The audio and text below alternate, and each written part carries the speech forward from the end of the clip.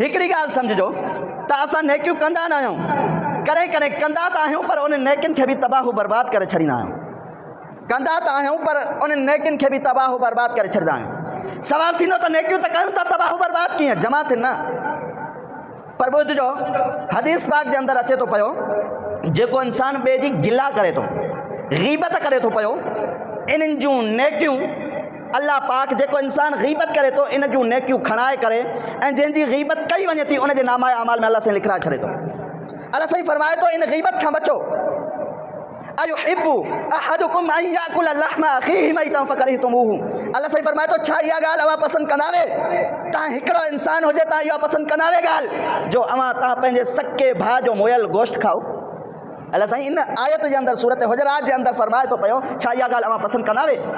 ॾिसो, कॾहिं कॾहिं हकीम तबीब हज़रात रोकींदा आहिनि त बाबा वॾो गोश्त न खाइजो, अव्हांजी सिहत जो नुक़सानु थींदो। कॾहिं इहे हकीम हज़रात रोकींदा आहिनि अबा नंढो गोश्त न खाइजो, अव्हांजी सिहत जो नुक़सानु, अव्हांजे जिस्म जो नुक़सानु। कॾहिं हकीम हज़रात रोकींदा आहिनि अबान कुकिड़ जो गोश्त न खाइजो, मुर्गी न खाइजो, अव्हांजी सिहत जो नुक़सानु थींदो।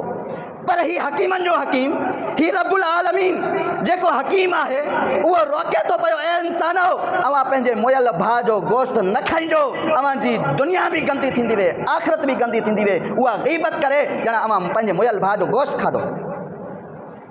एतिरो ख़तरनाक ग़ीबत जो गुनाह आहे।